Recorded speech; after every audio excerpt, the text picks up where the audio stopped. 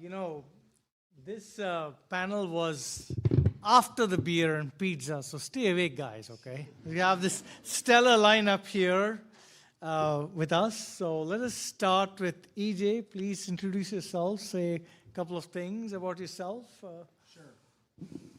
Yep. It's on. I'm EJ Widun. That's really loud. It's like the voice of God. I'm the CTO for Oakland County, and I've been with the county almost 9 years now. And I have the opportunity to serve the 1.3 million residents of Oakland County, offering 83 government services, including life and death stuff. So those of you in this room that live in Oakland County, thank you for trusting me and your families with their livelihood. Thank you, EJ. Hi, everyone. My name is Roni Ahmed, CTO of MISDIG 811. I recently joined MISDIG about a year ago. Before that, I was in software development, security, more like infrastructure and application security, part of startup as well. We handle about 1.2 million tickets that resident members, excavators submit. If you walk around Michigan, drive around, if you see those tiny flags with different colors, those are the tickets that we handle.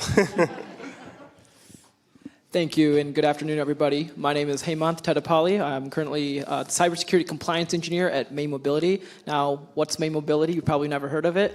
We are a startup out of Ann Arbor, Michigan, but we do have different sites across the country. And what we do is we go ahead and deploy autonomous vehicles in cities, so self-driving cars. But at the same time, we want to do this in a safer and effective manner. So making sure that people are safe is our number one concern.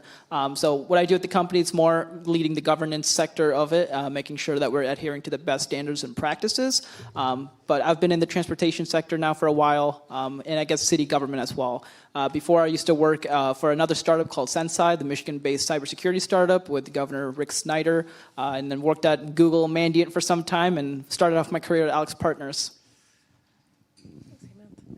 Hi, Kristie, Pfosi. Arun and I regaled you at lunch today, I'm sure. But I'm currently CISO at Delta Faucet, and the 10 years prior to that I spent working kind of in the same space that Hemanth is working in, protecting connected and autonomous vehicles from cybersecurity threats. I was with the government for a little while too, but go ahead and get started, Arun. Let's see it. Let's hit it. So you can keep it. We'll start, okay. Gentlemen, ladies first. So okay. All right, here we go. I'm ready. So this might sound like, redux for you after the regaling you did at lunch. So we'll start with the same question to get everyone warmed up. So on emerging threats, what are the most significant emerging cybersecurity threats, and how should organizations prepare for them? Let's start with that. Well, Hemanth is a lot more prepared than I was, so I told him the first opportunity I got, I would just read his answer that he wrote. Well, let's give him the mic. What was the question? Emerging threats that we're talking about? Significant emerging threats from... Okay, yeah. Okay. I mean, I think that the human factor is always one of the biggest risks to any organization, right? So phishing campaigns, clicking on links, going places on the internet, downloading things you shouldn't download, like that human factor, like we talked about at lunch, is always going to be where the most inherent risk is. And so, trying to build that culture of cybersecurity, trying to build those awareness campaigns, trying to educate the workforce, making people realize that cybersecurity is not just an IT problem. Everyone is responsible for cybersecurity. That's kind of where I see, the biggest growth area needs to happen, is that these conversations should be happening with people broader than just the experts and the SMEs that are in this room today. Which was not Hemanth's answer, so I'll let him, contribute. Now he can give his own answer. Scroll down then. Okay, what's the next one? Do you want to go ahead and, can I go ahead and address this question as well? Of course. Okay, I just want to make sure. Kristie has passed your bait on. Far be it for me to interrupt the flow. Okay, that's fair. So I think, whatever Kristie said was pretty spot on, but I think that's something that's really important, especially with my time working at Google and Mandiant, was really doing those tabletop exercises, right? And as during, Arun mentioned during our lunch today, having those incident response plan reports generated it's good to go. But also doing those tabletop exercises on crown jewels assessments, Active Directory assessments. I think really investing the time and money. I know the money part's kind of the biggest thing right now, but the time is really important. And if it's internal or partnering with another organization, that's going to basically enable you in making sure that you are prepared for an incident that does occur. That's really going to make sure that you are, not vulnerable to any cybersecurity incidents. Well said. That is not what your notes say, just to be clear. You mean he can It's ad lib on the ransomware. fly? Yeah, it's Wow, I'm amazed. same question. Same question. I agree with whatever everyone said. One of the other one I think and believe is that it's a supply chain compromise. What that is basically, let's say you are fully compliance with all of your security compliance, right? SOC 2, whatever you want, and NIST compliance. Even then, you still have to work with vendors, third-party vendors. You give them authorization to your system. So what hackers would target is not you, your trusted vendors, right? So to see if they can get to your vendor, and then they'll get to you. That's one of the biggest right now, according to market trend. That's what, I might not try to target Microsoft, but I'll target their suppliers or their vendor. Or same thing with the energy company. I might not target DTE Energy, I might target Ms. Dig, because we have access to their system, right? Smaller, we might not have a lot of money and a lot of security compliance. So what I recommend that we look into supply chain compromise and how to prevent it. There's a lot of ways to mitigate that. The easiest way, honestly, it's email, better email security. If one of your vendor get compromised, they can spoof as them and gain access, right? So routine authentication, some kind of verification within your system. So make sure the vendor doesn't have lifetime access. They have some limitation to it, right? You routinely give them access or token-based, encryption-based. That's going to be one of the biggest factor when it comes to a threat to a company. Because no matter how compliant you are, you still have to work with other vendors. Yeah, that's interesting. Business email compromise and identity and access management. Yeah, two of my favorite subjects. EJ? Same question. Same question, yeah. When I put up my hand, then Okay. you'll know the question is changing. They took a lot of good stuff. Right? Since I didn't give you the cue before. So I would add to everything else they've said, but it's the as-a-service attack thing that can be bought off dark web that makes it so much more dangerous because the attacks are going to become more complex. It is not good enough anymore to just have a hard outer shell and protect the outside. You have to protect from the inside on a micro level and know what those things are because these attacks are going to come out and be multi-threaded. My favorite story to share actually occurred in Eastern Europe. And somebody actually took down the VoIP system for an Eastern European government and then took down the power grid, and they outsourced the taking down of the VoIP system. Literally. They just bought that service to take it down, and they created sheer panic for days when no one had power. And when you think about that with a resident or a citizen, it's incredibly powerful. And so that's what scares me the most. And being in government, people want to interact with us with phones. People are the biggest risk we face. There's no telling what you might have done with that device before you come and touch our stuff that could expose everyone in this room. Hang on to that. Oh, Next. Now, as promised. That was the signal. Did you guys? So, incident response, and I've figured out that Hemanth likes this subject very much, right? So we'll start with you, right? So, what are the critical elements of an effective incident response plan? How can organizations ensure swift and coordinated responses to incidents, as well, either through your personal experience and professional experience, or something that you've read? Can you share a successful incident response story? You can answer one or both the questions. Yeah, no, for sure. I think I want to reflect on my time when I was working with small, medium-sized companies. I think those are the ones that are the most vulnerable right now to cybersecurity threats. It doesn't matter how big or how small, but realistically, those are the ones, since they are basically the seeds, in a garden that are going to be attacked by all these flying birds, which are threats. And I think one of the biggest things that really comes down to it, and the most effective ways, is to actually understand who's doing what within a startup, or making sure that people understand their roles. I think a lot of companies today, when they form their incident response plan, they're going by their scope and what exactly the bigger picture is, but they're not defining what to do in the situation. Because let's just say you do get, notification of a breach, you're probably reading through page 1 to page 10, but you're not understanding the step-by-step process. So it's really important to define what you want to do in which situation. And that kind of comes back to your point, Arun, during our keynote in the afternoon, that you should have different incident response plans based on the situation. If it was ransomware, if it was a phishing simulation, or whatever it may be, I think it's really important to have that step-by-step process. I think it's also important to include templates, because with all the chaos that's happening, if you need to communicate with your marketing department, your legal department, you need to have those communication templates ready to go within your incident response plan. And part of that, this is kind of why I like this topic a lot, because I've been through it a lot, is that there's also the importance of remediation. Making sure that you're having those meetings after the incident, and really understanding the recovery process and what we can do better. If it's patch maintenance, improving your patching schedule, or if it's even doing better encryption from the software development team, to making sure that an application is secure in the long run.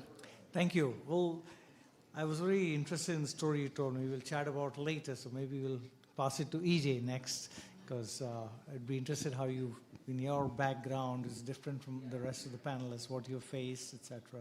So an incident response plan is essential to what you do, but the thing I would tell you to focus on most importantly are the roles that you have called out in it. The roles are the essential piece of this. You cannot leave one person just in charge and expect them to run everything. Speaking to the successful incident sort of idea, anyone else in here use MoveIt? They're pleading the fifth, EJ. Nobody wants to confess. So we actually used MoveIt, and it became an integral part of the backbone of how we shared information. And that night, when we realized what went on, it was the CISO and myself in a room, and basically we all had different roles. And he was running point over the entire incident, and I served as the one who was actually documenting for him as the call was coming in, and we got a whiteboard going, and I had facts in one column. I had investigations in another column. I had immediate remediations in one column, and then I had the long-term remediations going in another column, and we went through it that way. And then we made sure that we also had a communications person who was keeping the team up and awake and alert to what was going on and what every late-breaking change was. From that standpoint, we were able to just see there was one pilfer of information on one day, and so we were pretty lucky, but it's just one of those things. And if we didn't have those roles called out, like tabletops are good, but in that moment, you don't know what you're going to experience, right? It is sheer panic and terror with people that are there. And when you're in those leadership roles, everyone's watching you to see what you're going to do. And if you don't remain calm and cool, the team will panic with you. So it is essential to keep the roles going and keep that same calm demeanor with what you do. It's like the real life fear factor, except the stakes are much higher. It really is. Right? It totally is, especially with government data. Yeah, right. Thanks, EJ. Oh, Roni, how about you? So the IR is pretty specific, or it's not, because sometimes you can't really define it. You don't know what's going to happen. The incident response is based off what happened. So what businesses should have, of course, the business continuity, disaster recovery, disaster scenario, all of those defined. What my recommendation would be for a smaller business who cannot afford it is to hire a dedicated team or services that are out there that you can have dedicated only when you initiate IR, right? They would come in and a group of team would investigate, do all the work for you, you give them access.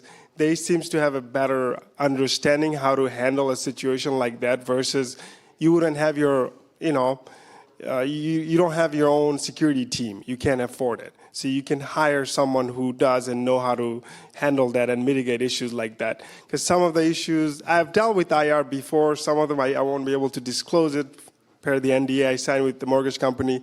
One of the most recent one, everybody probably is aware, is Kaseya. Kaseya was similar to supply chain compromise.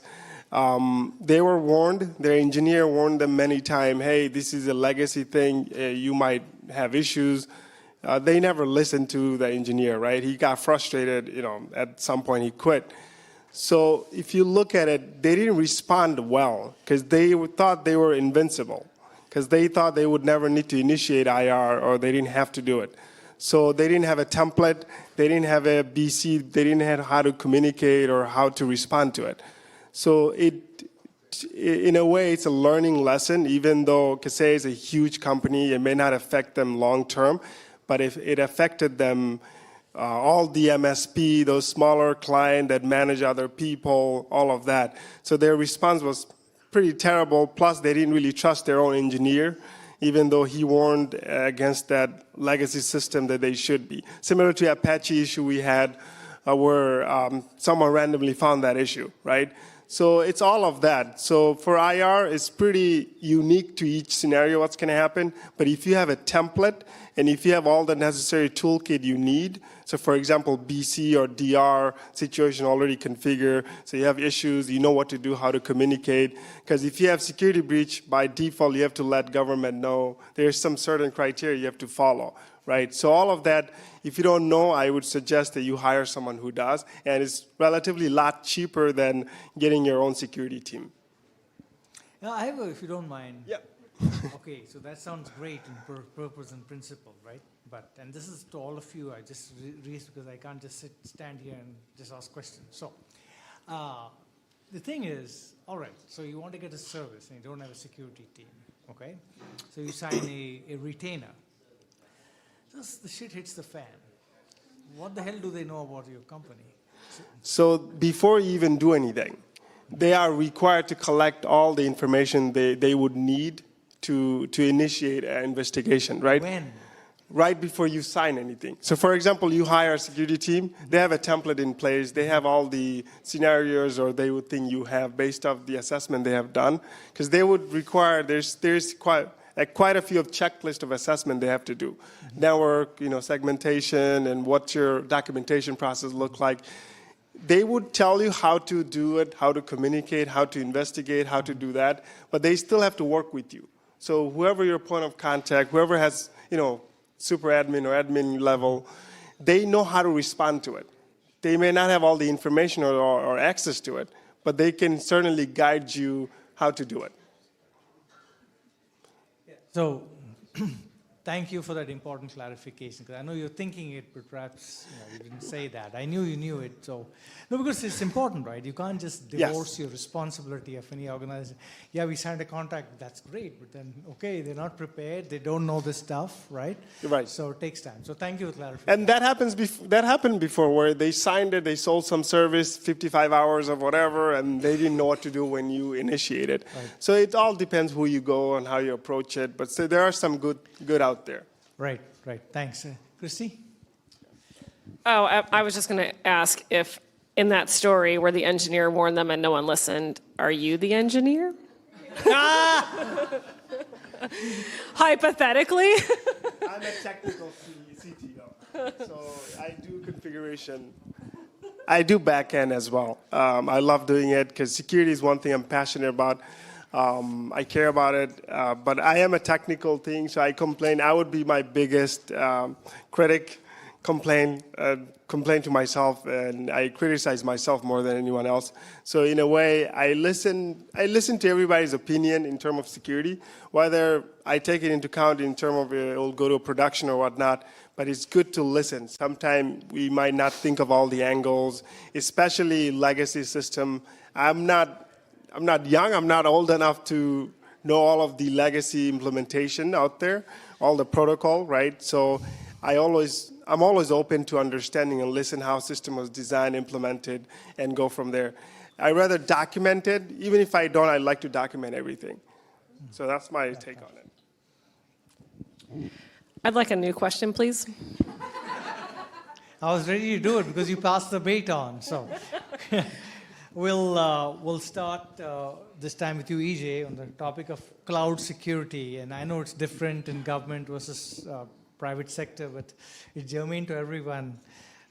with the increasing reliance on cloud services, I don't know to what extent the government uses cloud services, what are the key challenges and best practices for ensuring robust cloud security? And at the same point in time, how do you strike the right balance between innovation and this cloud security challenges? Because cloud can be an enabler, right? Great question. So thank you. And Oakland County in particular, I am a cloud advocate, by the way. We have 25% of our footprint in the cloud at this point in time. And we use AWS as a cloud provider, and I use commercial cloud for almost everything, except for criminal justice data. We have the only or the first Michigan State Police approved criminal justice AWS instance in the state.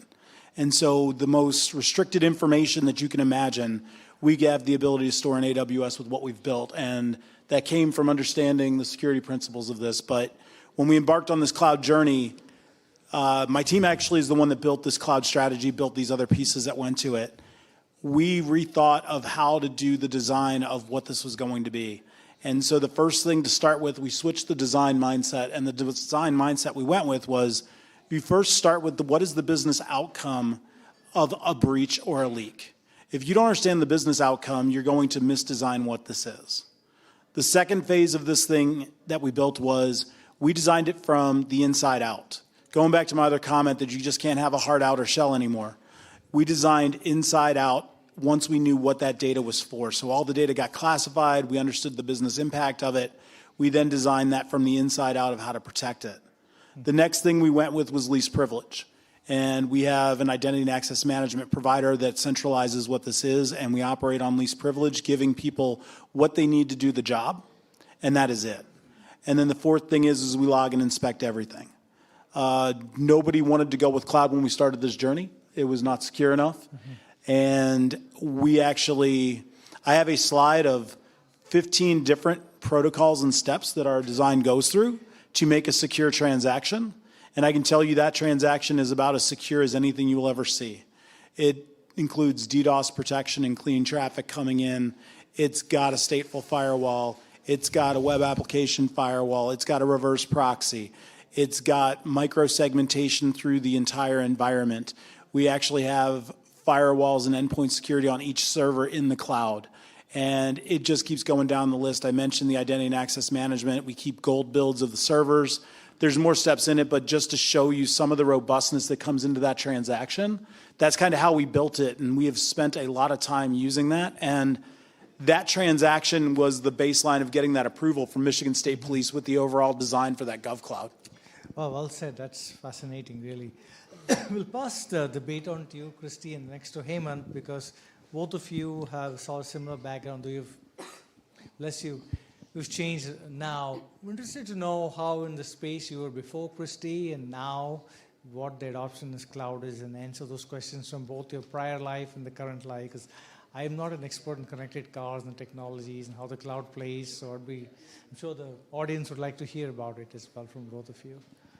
So like the connected cloud to the vehicle platform, is that kind of what your thoughts are? Yeah.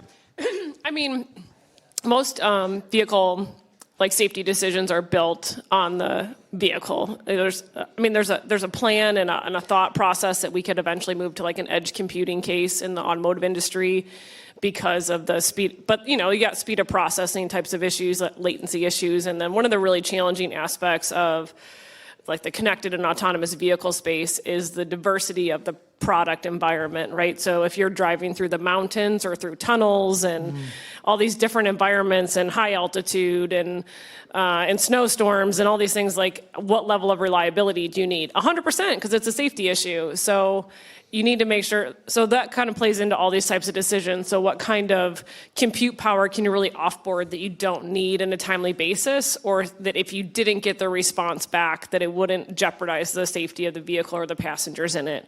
And so the cloud environment, the connectivity back to the vehicle is somewhat limited in that space. And if you have like a Uconnect or your vehicle app, type of thing, it's pretty limited on what you can do in terms of lock-on-lock and restarts and those types of things. So the use case there on the product side is pretty limited. Once you go into other IoT devices like the connected Delta Faucet, where you're using like the Alexa cloud backend or the Google Nest backend to give voice commands and stuff. It gets a little bit more complicated.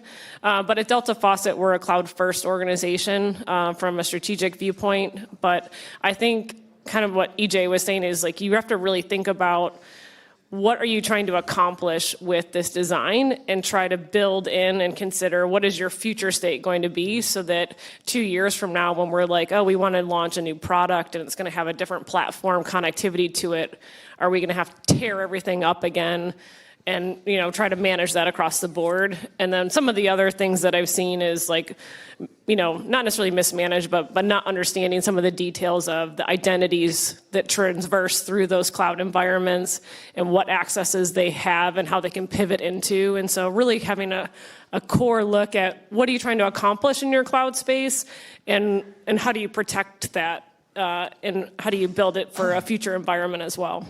So the themes of Hemanth, keep it. Just want to respond to two of you. By the way, fantastic comments. It seems that what I got from both of you was the notion of security by design, scalability, and then I think you touched upon it peripherally, Kristie, interoperability and integration, right? Thank you. Yeah, for sure. So I think this really resonates, especially as Kristie mentioned, in the vehicle sector of cloud security. So at May Mobility, if you want to go from point A to point B, you do need the May Mobility app. And something that May Mobility that focuses on is helping people with disabilities. And what comes with people with disabilities? HIPAA. So where's HIPAA stored? In the cloud. So realistically is how are we protecting people's data, and especially when it comes to HIPAA? That's something that's really important here at May Mobility is to ensure that people's data is protected, and it depends really, from their gender to their name to their date of birth to everything, and that's something that a lot of companies really need to take that approach into making sure not just externally getting audits done, but internal audits on their cloud security posture. If it's through AWS, if it's from GCP to Microsoft, really conduct a cadence on how often you're checking your controls in on your cloud security platforms. And something else I'd like to add onto this space is that there's a lot of vendors that want to integrate within your cloud security platforms, if it's through the CI/CD pipeline or whatever it may be. Making sure that how are they integrating? Like no hate on anybody that's right here on the tables, but how are they going to integrate with your platforms at your company? The protocols, right? And what permissions are going to allow them to go in from the back end to connect to all the cloud security resources and assets? Thank you. Roni, anything to add?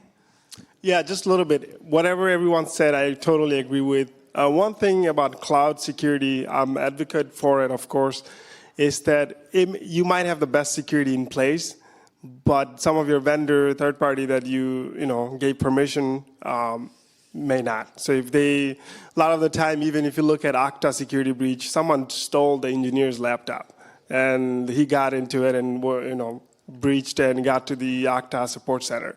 So for cloud infrastructure, backend is as important as network and the front end as well, right? One thing I do believe in cloud is that zero trust, right? So that means you do not trust anybody by default. Yeah. So by what that means is that you don't trust no one, even yourself. So if you give access, make sure it's through privileged access management or IAM identity or some sort of management where you can recycle those token or authentication, encryption. So that way you rotate those, because saving password to the browser, document on their computer is pretty common. You may not think it's not, but it is. So when you just rotate the password, you're good. Same with two-factor, right? So all of those it should be channeled through zero trust policy. So that's what I believe in. Okay, I think that finishes that question. On cloud security. Okay, so next topic is IoT security. So I thought maybe we'll start on this one with you, Kristie, and just go down the line, because both in your previous life as well as the current one, you have IoT responsibility. So let's hear it from you. The question is, as the IoT expands, what security considerations are paramount, and how can vulnerabilities in IoT devices be addressed? Yeah, I mean, I think one of the things that a lot of times when we go and we add connectivity to a product that is maybe traditionally not connected or mechanical is that we don't consider the level of sustainment that is required when we made it connected, right? So, and then that brings in another element of things that you don't normally necessarily have to worry about when you sell a non-connected device, which is what is the end of life plan and what's the decommissioning plan and how am I going to offboard these devices and how am I going to inform the consumer of this device that it's no longer going to be supported. And so there's a lot of use cases where companies that even sell like really good electronic products have gotten into that situation where they, I think there was like a Sonos speaker system that they sold. It was a very expensive $10,000 speaker system. And then like a year later, they had to decommission it because they had an issue. And how do you communicate that to people? Like you bought this really expensive product and now we're just not going to make it available anymore. And so I think really thinking through that product life cycle and how you're going to sunset those technologies, that's usually where there tends to be a little bit of short-sightedness. Because, we don't have to worry about that for like 10 more years, hopefully. No, well said. It's funny, I remember a story. I don't remember the name of the casino, but it was hacked through, believe it or not, an internet-connected fish tank. Yeah, in Vegas, yep. Mm-hmm. A true story, nevertheless. So, crazy things the happen. Wi-Fi thermostat or something in the fish tank, yeah. So, there's so many other stories. So, thanks for sharing. Yep.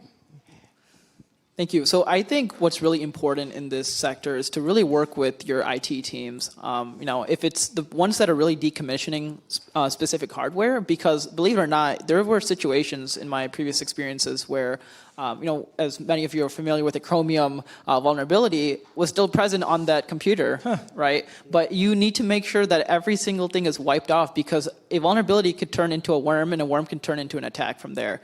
I think, device authentication is super critical here as well. Making sure that data is encrypted and, doing those regular firmware updates.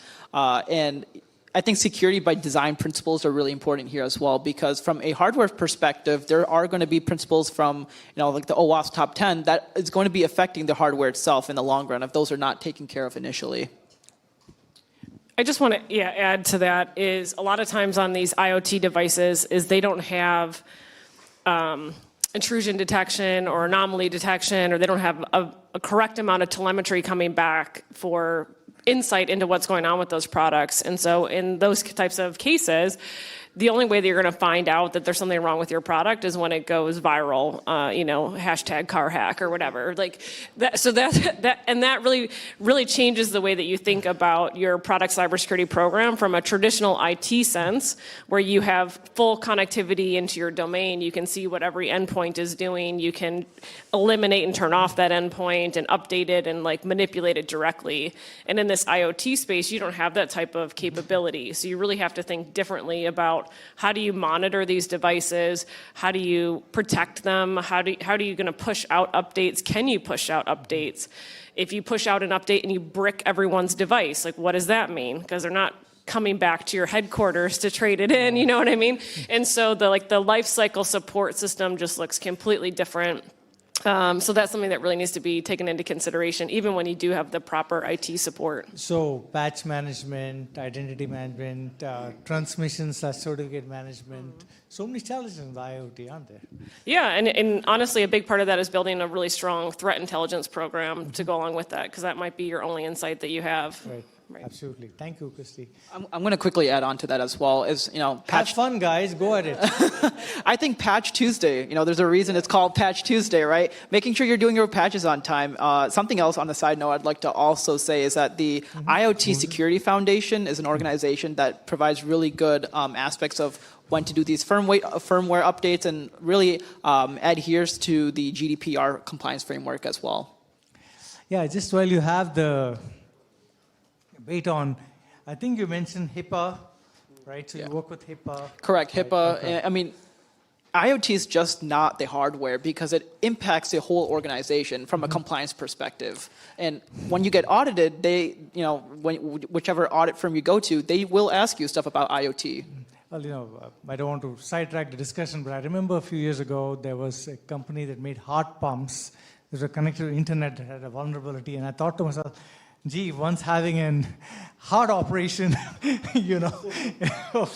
So you guys have a lot to think about in healthcare, right? Roni? Not much to add, but one thing I would, for IoT devices, network security is important. So whether you want to have a segregated, separate network just for IoT, whether another VLAN or something like that, where only that device can talk to the other IoT, that's about it. Similar to guest, right, casino thing, that's a similar experience. They probably had full access to the LAN cable. So network authentication is extremely important. One way to mitigate vulnerability is actually simplest way, staying up to date with your software or firmware update. Because usually there's some security updates to all of it, and there is not a way to centrally manage IoT like it will be in the future, I would think, just similar to RMM or computer management or any kind of management, how we do in the cloud. IoT is, it's kind of still, they use different frequency, channel, depending on which brand you're using, they're going to use different communication format and method as well, right? Bluetooth 5, 5.2, 4, depending on, again, how often or when it was manufactured. So just having a secure network, good form of authentication is, I think, is one of the best approach. And then hopefully some sort in the future, there is a better centralized management along with security tools that we can use to manage them. Yeah. And EJ, tell us some use cases in the government. Is it like you have sensors on the water lines or whatever, and then, of course, what risks you see with those kinds of things, whatever they may be? So I would just add block it. Like, that's where I would start. Totally legit answer, though. We do actually block a lot of this in the government. It is a challenge because we do not have a flat network in Oakland, but there is a government that had a flat network. You go into your local office, they have one of those flat panel TVs up there so you can see where to go and all this stuff, right? They came in through that internet-aware TV on a flat network and took command and control. Like the fish ponds. Just the same story, but that's legitimate. It happened in a government in Michigan. Wow. Not Oakland, but I cannot say who it was. But when we do have those devices that have to connect, so for example, during COVID, we got all these special freezers for vaccines, and we had to figure out what to do with it. And basically the operations, the network team sat down with information security and the architects, and a design was put in special for this because until we can get that full network segmentation piece in, we have to be really careful with those designs of who and what it can talk to and where it goes. And those are all done on a case-by-case basis with an in-depth analysis that goes to each one when we think about enabling it. Thank you. So, let's take this opportunity, and you've heard answers to 4 questions from the panelists.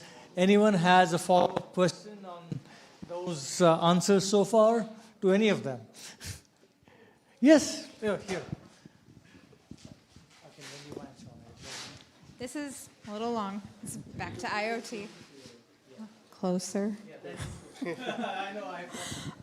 So talking about IoT, my question is regarding, just like stock reports have complementary user entity controls, can you pass liability to the consumer purchasing IoT? So basically, whether it's system hardening, so they can't actually use the device until they follow certain setup procedures to harden it.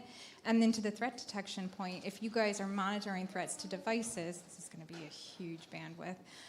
But when you find an alert, can you tell them through their IoT device, hey, we've detected something. This is your Faucet talking to you. Yeah, exactly. Alert. Yeah. Alert. Emergency alert. Thank you. No, that's a great question, and I think a lot of this comes down to just the consumer knowledge and acceptance base and what kind of communication paths that you have available to you, right? So if you're not requiring your connected devices to be registered, and then you have home ownership changes, right? Same thing on the vehicle side. You can sell your vehicle, you use a rental car. So even just trying to find the driver or the owner of the vehicle can be really challenging. So trying to push out that level of awareness is challenging. There's also, I spoke at Secure World Detroit a couple of years ago about this philosophy of should we add another button on the dash to alert the driver of a cybersecurity issue, like your check engine light is on, your cybersecurity bug fix light is on, right? And how would the consumer respond to that? One of the challenges that they have in the auto industry is once you've alerted the driver that the vehicle is in need of repair or whatever, what is the action that you're expecting them to take? Do they have to go directly to the dealership? Do they have to stop driving and you're going to come rescue them? Like, what is it? What action are you expecting them to take, and what is that responsibility?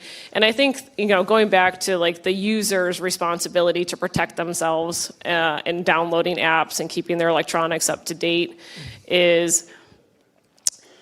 It's kind of a mixed bag of responses that you get from companies, right? And so even in the medical device industry, from what I've seen, is they make the patches available. They put it out there, like you can find it on their website, but it's not necessarily like the hospital's response. It's the hospital's responsibility to download it, and take that action. It's not like pushed out all the time. And some auto companies have taken that same approach where they're not going to push out the update. For fear that it might disable the vehicle, or you're pushing it out over cellular, and someone's got to pay for that versus a home Wi-Fi network. And so, once you get into that connected space, it gets really complicated really quickly, for sure. I just rambled? Did that answer anything? What am I talking about? How'd I get here?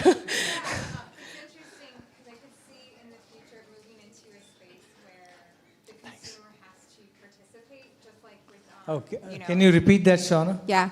So I can see how in the future it could move to a space where consumers are signing agreements, signing that they're taking certain liability for following actions, and then the companies can say, well, you didn't do these things, so we can't help you with the breach because you didn't do your part. So I can see it becoming a legal partnership, but that's why it's like giving the helpful, this is what you need to do because we know you're not a security person. This is exactly what we want you to do. So. Yeah, and I think it depends on which precedent they follow in that sense. So again, using that automotive reference is, if your vehicle is out of emissions compliance because you did your own engine calibration or whatever, then it voids the warranty on your vehicle, but what do you, I think it also depends on if there's a safety aspect of the device and stuff like that. It probably changes pretty drastically, but, it'll probably get more to an iPhone type scenario where you can only decline it so many times and here it comes. So I'm sorry you were in the middle of scrolling Facebook in the middle of the night, but we're resetting now. Sorry, it's over now. So. I mean, hypothetical entirely.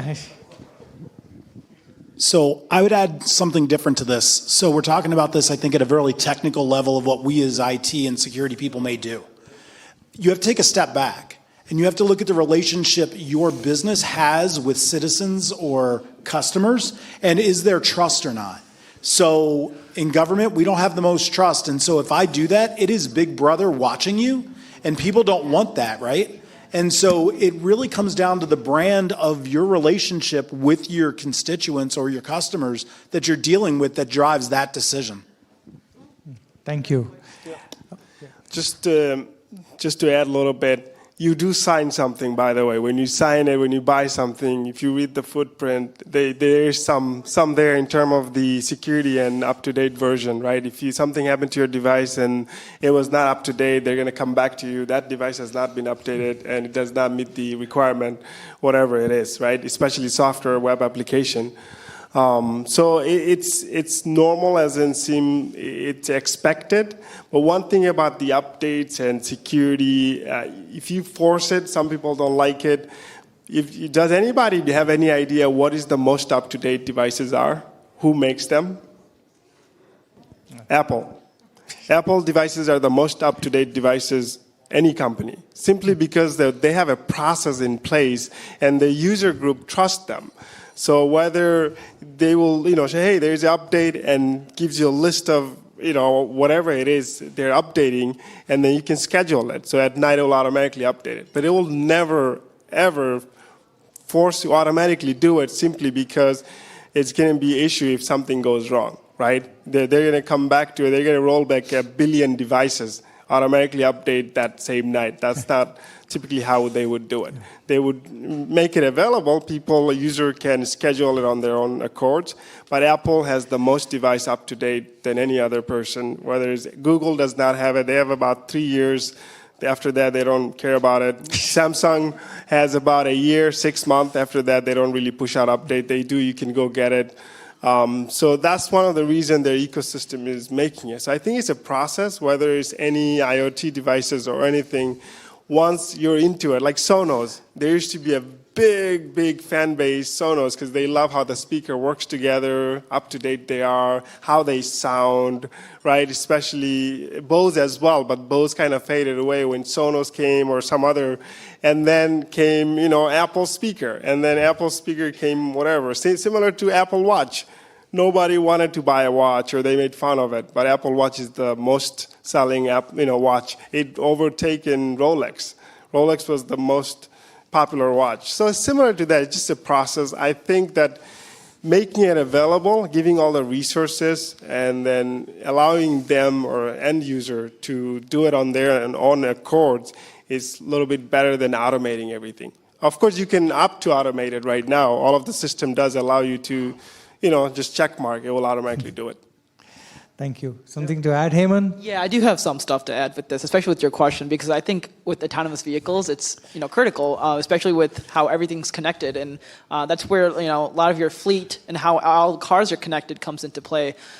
This is actually really interesting because not just May Mobility, but like Motional and Cruise and Argo AI, one of the biggest concerns that they were thinking is, where do we put a key fob in an autonomous vehicle, right? Think about it, right? If someone breaks into the car, like, where does that key fob go? Should it be placed somewhere else? Should it be secured in a vault where it's also IoT'd? Because not only from an IoT perspective of key fob it is, there's a LiDAR sensor on top of the vehicle. There's the sensors around it. There's the MDM whole framework installed within a vehicle. And that all comes down to IoT at the end of the day.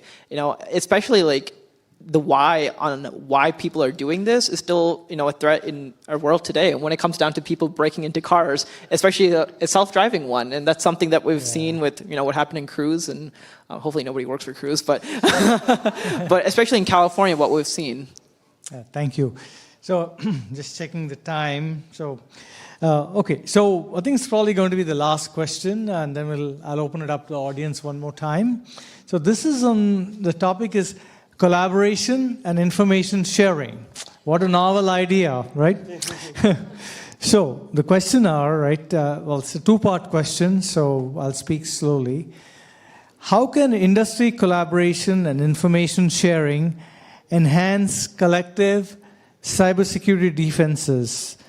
Also, at the same time, are there successful models of public-private partnerships that to have significantly improved cybersecurity resilience? We start with you, Kristie. Yeah, I'll talk to the automotive ISAC, started 2015, 2016 timeframe, and it's really expanded their footprint pretty substantially to collect across most of the connected and autonomous vehicle ecosystem. But it provides a trusted partnership framework that doesn't violate any sort of competitive, regulation, and it gives everyone a platform to be able to share cybersecurity lessons learned, things that they're seeing in their networks and on their products, and it gives everyone an opportunity to kind of collaborate in this space. And when I was part of the Auto ISAC, my role was I was the chair of the Education and Training Standing Committee, and so it's not necessarily even just the information sharing portion of it, but it's also the shared workforce that you can benefit from, the collective work. So one of the things that we did every year was provide, here's your October Cybersecurity Awareness Month products that you can use. They're all brand agnostic. They're all, related to the types of problems that we see that we agree as a community are things that we need to educate our workforce on. Go off and deploy as you wish, pick and choose, use the whole thing. We don't really care. But it was done by a collective. So if you didn't have some of the resources to be able to do it yourself, you could leverage the Auto ISAC to provide some of that awareness content for you. And so I think there's a lot of benefit for things like that. And, actually Maureen and I were just talking about this earlier, is we're both in the process of writing generative AI policy. And so that's something that we are not going to compete on, but we are solving the same problem. So is that something that we can just chat about and come up with ideas and brainstorm across the industry and across different professionals just to get some ideas? And, we're all trying to solve the same problems, just maybe a little different perspective. And so trying to, leverage the collective brain trust. That's great to hear. I will repeat my phrase from regaling the audience at lunch. Viva the power of federation. Better together. So if anyone wants to come to our lunch and learn and talk about generative AI policy, let me know. Yeah, okay. So I guess from this aspect of collaboration, I think it's very critical that a lot of organizations do this. Obviously, at the end of the day, every organization is independent to their own, but we are solving the same problem. I think this is where research comes into play. There's a lot of working groups currently, especially with the universities. If you're partnering or willing to partner with universities, I went to Berkeley, University of California, Berkeley is my master's. And so a lot of universities partner with corporations to really find the solutions for tomorrow. That's where cybersecurity comes into play, is defining those solutions. As Kristie mentioned, from the automotive sector, we do have the Auto ISAC, which is a great resource. Another resource I highly recommend is the Cyber Information Sharing Collaboration Program. That's a very well-recognized resource across the country where people actually come together and really gather information on the threats that they are facing and solutions for tomorrow. Thank you. Roni, how about you? Yep, agreed to what everyone said. Collaboration, we have to do it, right? Every business is independent, but at the end, we still have to collaborate, work with other team, other smaller company, different companies. Security is likewise. Of course, you have your own standard and network security. Everything is implemented. But when you collaborate, you're also sharing part of your experience and expertise and your security measure, right? Same thing they're sharing there, right? Is when you, in security world, the more you share, the more you know, the more you can have, enforced policies, securities. There are some resources that we work together as well for our one call center. Every state has their own, or at least few state has their own. So we work with all these states and make sure our security is up to date and is per recommendation of NIST or SOC, whatever is we are trying to achieve and whatever type. So security-wise, similar. Once we share, is better. So that way we can implement policies and procedure that can benefit everybody. Because if I find a vulnerability and I know some other company uses the same product and I know someone from that organization, I would typically reach out, hey, did you see about that, heard about that? Or this is a vulnerability we found. Similar to Apache one, that one small company found, nobody knew, but by end of 24 hours, everybody in the world found out, and Apache did not have a fix for it, right? So when they found it, they reached out to Apache. They did not acknowledge them because they were so small. They didn't care about them. So similar, when you, security-wise similar, the more you share, if you're in a right group of people, right group of industry, it's similar to ethical hacking because you know, so you can prevent it. Thank you. EJ? They took all the good stuff, right? We have all those things. I do have the benefit, though, of a lot more information sharing than you all do. As a government, like I'm on the board of this thing called MyGMIS, which is local governments and below, and we meet every other month, and we have listserv and these other things and a network of people that we all solve the same problem and share this. That MyGMIS organization is part of something called GMIS, which is a national organization. And we're all connected to that organization to share these problems. But the thing I would add is events like this, build your network of who you know and the people in this room to share information with. I have some supplier friends that actually reach out to me when something is going around, whether in private sector or public, and we share that information with each other in our own informal network. And it's so essential to build these connections in a room like this because you've got people and you're working toward the same stuff. And make sure you do that when take advantage of the situation. Absolutely. You're away from work, you've got this chance to network and meet people, share that information, get contacts, and be in touch with each other and just share it when it comes up. Thank you, EJ. I want to just check the time so that we close on time. I know the weather isn't that great. We have enough time for one or two questions from the audience. Maureen, thank you. Well, it wouldn't be complete if I didn't have at least one Yeah, and question, then if right? you're going to ask a question, I must ask a question because he asked not a single question today. Oh, okay. Oh, limit one per person, right? And part of it really goes when you were talking about, the Sonos speakers and, oh, geez, all of a sudden we can't support it anymore. And I think that there's a real risk associated with the underlying technology that we rely on from a security standpoint. And then how do we end up managing it in such a way, and as part of it gets to the CMDB. So, just like you're IAM and you're all about IAM, I'm all about the assets. What am I trying to protect? Because if I don't know what's in there, I know I can't protect it.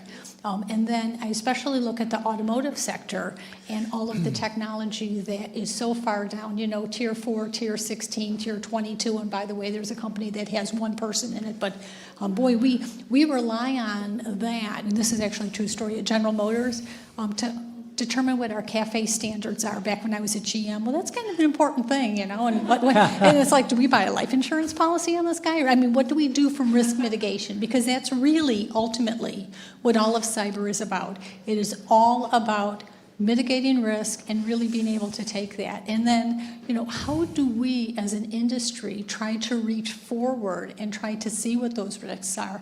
And I'll give you an automotive example where, and this is Subaru, and I have a Subaru, so I can say that, but we had a joint venture with GM, so it was all good, right? In that there was, a parasitic draw on the battery, couldn't figure it out. Every year I'm getting a new battery from Subaru, what's going on? Eventually the root cause was when AT&T disabled the last of the 3G network. That's what the car was looking for. So then it was spending all day going, 3G, where are you? You're not here. But if you think about that, it's like, how do we really keep all of that inventory so that when there is a problem, we even know what to look for? In that particular case, they had to have a class action lawsuit. So I'm really interested in, how do you keep track of the assets that you're trying to protect? Anyone else? That is a doozy. OnStar went through the same thing when 2G sunsetted, right? They found out, you just bought a brand new 2009 Cadillac, and the next year you get a $100 gift card because, oops, it can't have OnStar anymore. And I think a big part of that is, especially as we've been through this learning curve over the last 2+ decades, as we put out these products and we've realized these types of implications, is that having those relationships with the AT&Ts of the world and this infrastructure that you're going to be relying on, is you can't just do that blindly, right? If you're only going to connect to 2.4G Wi-Fi, maybe we should talk about what is going to happen there. What if they only have 5G in their house? So I think that that understanding that entire connected ecosystem that your product is living in and who controls those different levers, just so that you can start to have line of sight awareness. And I think some of those companies that have to provide that level of infrastructure, like the AT&Ts of the world, they're learning that they have to start communicating their roadmap a little bit earlier because of these types of things, right? And so a big part of that goes back to that bigger picture of understanding what your product life cycle is, right? So if you're putting out a product that's expected to work for the next 25 years and you're expected to support it for the next 25 years, that makes us make different technology selections right at the beginning, so. Thank you, Kristie. It's time to let the curtain fall now. So, and thank you, Kristie. Thank you, Hemanth. Thank you, Roni. And thank you, EJ. Your insights are much appreciated. And thank you to Kim.